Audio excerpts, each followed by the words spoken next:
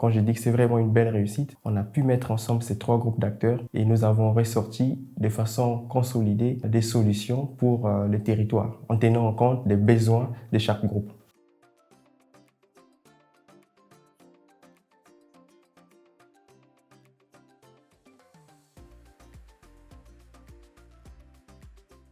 Je suis Christian Songila, responsable de programme au sein d'IDE Congo. Je suis un programme qui traite des questions d'hygiène et d'assainissement, mais sous le prisme du renforcement à la décentralisation. Pour moi, IDE, c'est une organisation d'aide au développement, mais qui respecte finalement les us et coutumes des populations, des peuples, et notamment leurs habitudes culturelles et cultuelles. Au sein d'IDE, je suis responsable de programme, c'est-à-dire ma première mission, c'est d'abord l'encadrement de mes équipes. Et puis la deuxième mission, c'est finalement la mission qui m'a été confiée dans le cadre de ce projet, c'est-à-dire l'appui à la société civile, mais aussi un appui institutionnel au niveau des communes et finalement un renforcement d'appui à la décentralisation. L'approche qui fait la différence avec peut-être d'autres projets, d'autres structures, c'est que les approches d'IDE sont responsabilisantes. Mais également, nous travaillons sur des dynamiques qui favorisent nos sociétés d'évoluer. Parce que finalement, on prend en compte leurs croyances, leurs aptitudes et on construit partant de leurs besoins. L'exemple, c'est la mise en place de notre budget participatif qui nous a permis de mettre ensemble les hommes selon leurs croyances, les femmes selon leurs attentes, mais également des jeunes. Nous sommes dans un territoire déjà, le Congo, où il y a quand même de fortes pressions politiques.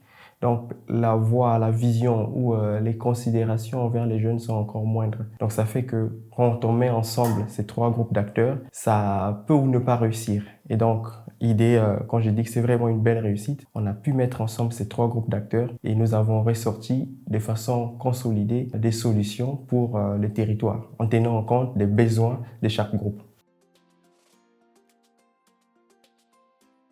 Mes motivations, c'est d'abord le fait que IDE, c'est une structure qui responsabilise, mais également IDE utilise des approches qui arrivent à prendre en compte les dynamiques d'évolution de nos sociétés africaines. Et donc pour moi, ça ne peut qu'être un élément très important parce qu'on se bat à tout prix pour que les conditions de vie, pour que les Africains arrivent à trouver les moyens de développement partant de leurs propres expériences.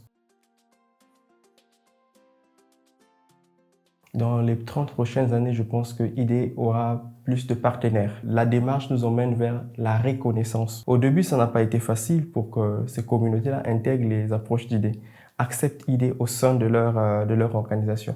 Mais maintenant, dans tous les territoires, dans toutes les communes, presque toutes les communautés commencent à comprendre et donc veulent à tout prix avoir comme partenaire IDE. Et surtout que nous sommes devant une structure qui accepte et qui vous fait sortir, les communautés du prisme de bénéficiaires. Ils sont acteurs des projets et ça, c'est très intéressant si on continue à les développer d'ici 30 ans.